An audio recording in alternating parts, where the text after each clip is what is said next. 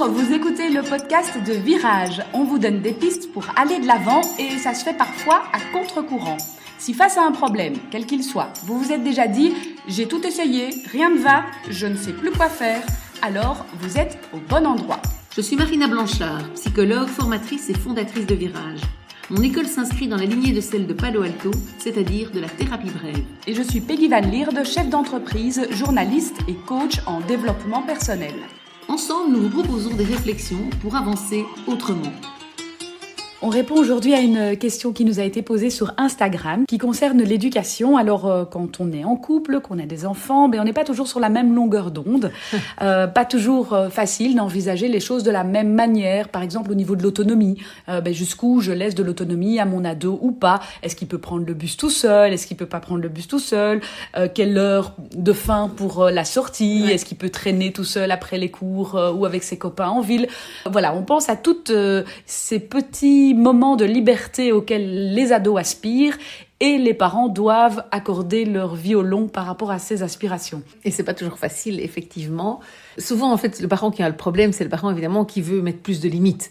Celui qui ouvre, j'ai envie de dire, lui, il a pas de problème, il dit voilà, allons, allez, sois cool, etc. Et donc, c'est pas toujours facile, d'ailleurs, d'entendre ce message, sois cool, alors que, voilà, on peut avoir des inquiétudes qui sont fondées par quelque chose qu'on a vécu soi-même dans son passé, par des choses qu'on a entendues, pour X ou X raisons. Et En tout cas, des raisons qu'on estime légitimes. évidemment, valables, oui, c'est ça. Et donc qu'on va défendre, j'ai envie de dire un peu bec et ongle, face à un conjoint qui, lui lâcherait la bride, et même peut-être, j'ai envie de dire, se permettrait d'autant plus de la lâcher en sachant que l'autre est là pour mettre des limites. Parce que ça me pensait en fait à un couple d'amis où elle me disait, en fait, moi j'ai l'impression d'être toujours l'emmerdeuse, entre guillemets, parce que lui il dit tout le temps d'accord.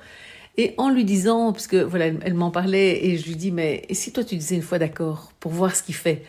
Et en fait, lui n'était pas si d'accord que ça. C'était en fait facile d'être le papa, puisque là c'était le papa, bon ça peut être l'inverse évidemment, le papa cool et le papa sympa et un peu copain, qui disait d'accord parce qu'il savait que derrière, maman allait mettre les limites et mettre des règles. Mm-hmm. Et donc limiter les risques finalement et protéger l'enfant. Et donc l'adolescent, enfin, mais qui est leur enfant en même temps. Et donc je pense que ça c'est intéressant déjà de se poser la question et de se dire, au fond, moi je suis toujours en train de rappeler les limites, remettre du cadre, et j'ai un peu cette sensation de me retrouver dans le mauvais rôle à jouer. Alors qu'il est un bon rôle de parent, il faut bien le répéter, c'est important. Les limites, elles sont très importantes pour les enfants, c'est très rassurant, c'est structurant. Et en fait, en mettant ces limites et ce cadre, non seulement, évidemment, ça va amener l'ado à les challenger, mais ça va permettre à l'autre parent, finalement, de se reposer là-dessus et de prendre le bon rôle. Et je crois que ça, c'est une expérience déjà intéressante à tenter, peut-être sur un point qui ne vous tient peut-être pas trop à cœur, mais de se dire, au fond, je vais une fois vraiment lâcher là-dessus. Je vais vraiment permettre, autoriser, dire si on ne mettait pas de limite d'heure, etc. Et de voir comment le conjoint réagit, parce que ça peut être parfois rassurant de se dire, en fait, il est finalement relativement d'accord avec moi, ou peut-être il va mettre la limite plus tard que ce que j'aurais mis, mais il va quand même la mettre.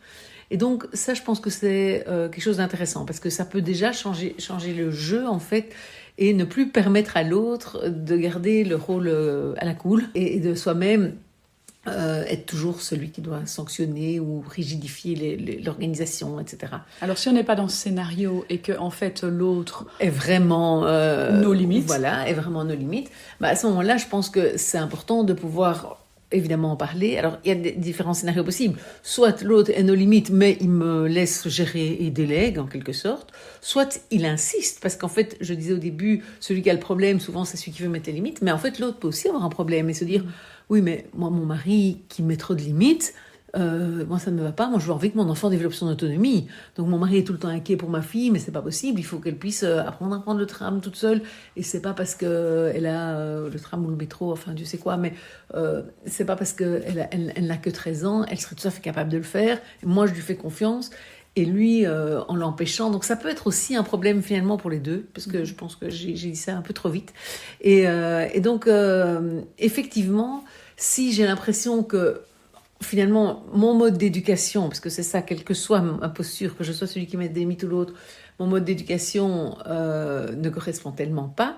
Bon, la première chose, c'est évidemment de pouvoir en parler. Alors, bon, on peut essayer d'en parler. À certains moments, ça peut passer, ça peut très bien fonctionner. Donc, ça peut permettre qu'on se trouve une espèce de modus vivendi, un compromis, comme on dit, un compromis à la belge.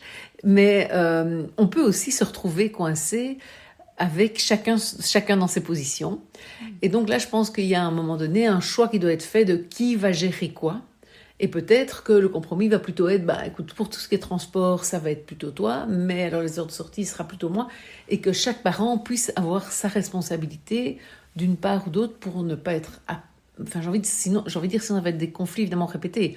Parce que, voilà, un enfant, ça commence déjà... L'autonomie, elle commence déjà petit. Ici, on a parlé des ados, mais déjà à 9-10 ans, il y en a qui peuvent aller acheter le pain tout seul, il y en a d'autres qui ne peuvent pas aller.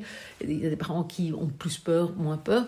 Et donc, je pense que ça, c'est vraiment important, c'est de pouvoir trouver soit le compromis entre soi, soit si on n'arrive pas à le trouver, alors une organisation familiale qui permet à chacun d'avoir l'occasion de faire régner ses règles à lui.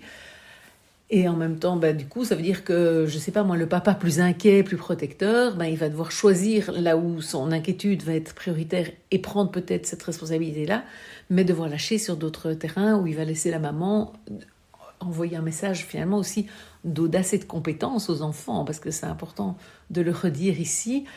Quand on dit à un enfant « mais non, tu peux pas », on lui envoie le message « t'es pas capable en fait, hein, donc tu peux pas prendre le métro tout seul, t'es trop jeune », c'est un peu « t'es pas capable de le prendre ». Alors, on est bien d'accord que tout enfant à n'importe quel âge n'est pas capable de prendre le métro, que ça dépend de l'âge, mais ça dépend aussi de l'enfant, de sa manière de se prendre en charge, etc.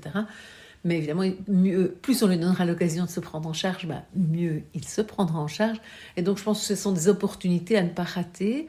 Et peut-être qu'aussi, une manière d'y voir clair, quand on a des avis très différents l'un et l'autre, c'est de parler avec les amis et de voir aussi ce qui se fait ailleurs, ce que chacun autorise. Alors peut-être qu'on va hurler en entendant ce qu'autorise une amie et se dire « mais ça, c'est pas du tout pour nous ». Mais n'empêche que c'est intéressant de l'entendre ou de parler même avec des personnes de la famille ou qui ont des enfants un peu plus âgés aussi. Comment vous avez fait vous, Parce que il n'y a évidemment pas de vérité à 12 ans, ceci. Mais ça permet de remettre le curseur un petit peu en place. C'est ça. Et de prendre d'autres informations, de sortir en fait de la dualité du couple où chacun se maintient sur sa position. Deux positions qui probablement sont justifiées de par le passé, l'histoire de chacun, mais qui en même temps ne sont pas compatibles. Donc il faut sortir de l'impasse, j'ai envie de dire. Et donc c'est souvent en ouvrant le débat à l'extérieur qu'on va pouvoir sortir de l'impasse. Et puis en parler à l'enfant. Voilà, j'allais dire. Oui. Impliquer l'enfant dans certaines familles, effectivement, ça se fait souvent. Oui. Voilà. Est-ce que c'est aidant ou pas aidant, quelque part? On peut se poser la question. Moi, je pense que ça peut être aidant de voir comment lui se sent aussi capable de faire les choses, jusqu'où... Lui, on peut même le tester, hein, en imaginant avec lui des scénarios. Et si tu te retrouves dans le métro et que tu as raté ta station, tu fais quoi? Et si, et de voir comment il est capable de réagir, de gérer. J'ai envie de dire un peu comme pour un job, on va faire un entretien, voir ce qu'on peut déléguer vraiment à cette personne. Mais quelque part, c'est un peu la même idée. Alors, tout en sachant que, bien évidemment, peut-être il dira, je ne sais pas ce que je fais, mais c'est l'occasion alors justement de le préparer, d'en parler et de pouvoir... Donc, s'il insiste, par exemple, pour faire telle ou telle chose, alors je crois que c'est intéressant de discuter avec lui ok, mais moi, ma peur, c'est qu'il se passe ça. Comment tu gères s'il se passe ça? Et qu'on puisse voir s'il parvient à nous rassurer, ou si au contraire, en fait, on sent qu'il est vraiment paumé. Et peut-être que même le dialogue va suffire pour que lui prenne conscience, oui, c'est vrai qu'il pourrait se passer ça, je ne suis pas capable de gérer. Ou au contraire, qu'il se dise qu'il est capable. Alors bien évidemment, on sait qu'il peut y avoir l'envie d'indépendance, d'autonomie peut faire qu'il se sente capable de tout tant que ça n'est pas arrivé. Donc c'est sûr qu'on ne pourra jamais, j'ai envie de dire, supprimer la part de risque. Et c'est ça qui parfois est difficile comme parents, c'est qu'on voudrait tellement supprimer tout risque pour nos enfants. Et que ça, malheureusement, non, en fait, on est obligé d'en prendre. Et je pense que c'est important de se rappeler aussi qu'en prenant quand ils sont petits, souvent on prend des plus petits risques, mais on leur apprend à les gérer, justement, que si on les met dans une bulle, à un moment donné, ils vont quand même être confrontés au risque de la vie. Et je pense que là, ils ne vont pas du tout être outillés. Donc, la progressivité est importante. Je pense que c'est vraiment intéressant. C'est bien d'être pas d'accord, en fait. Ça, j'avais envie de le dire aussi quand j'avais lu la question, et c'est vrai que j'y repense maintenant. Mais finalement, c'est intéressant aussi de ne pas être d'accord, parce que si on est tout le temps tous les deux d'accord, il n'y a aucune remise en question. Ça permet le débat, en Voilà, fait. voilà. Et ça permet l'ouverture. Et je pense que pour les ados, c'est parfois chouette d'avoir des parents pas d'accord, plutôt que d'avoir en face d'eux un mur qui tient et qui est rigide, en fait. Et on crée parfois plus de conflits avec les ados comme ça que quand il y a un des parents qui peut le soutenir, tout en disant, écoute, moi je comprends ton envie et je serais d'accord avec toi, mais comme papa ou maman ne veut pas, écoute, non, on va respecter aussi sa peur. Et ça peut être une manière de montrer comment à la fois on respecte l'émotion, à la fois je suis quand même avec toi, etc.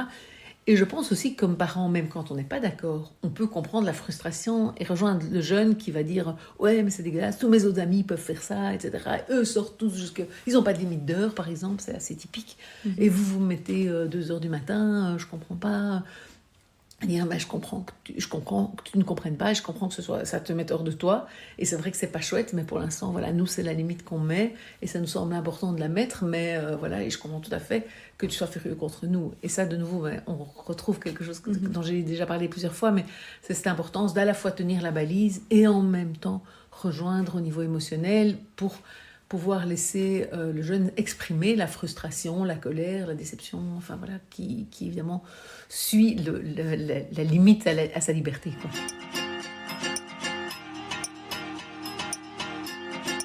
Vous pouvez aussi nous suivre sur Instagram, sur la page Virage Psychologie, et ça vous donne l'occasion de mettre des commentaires et de nous proposer de nouveaux sujets.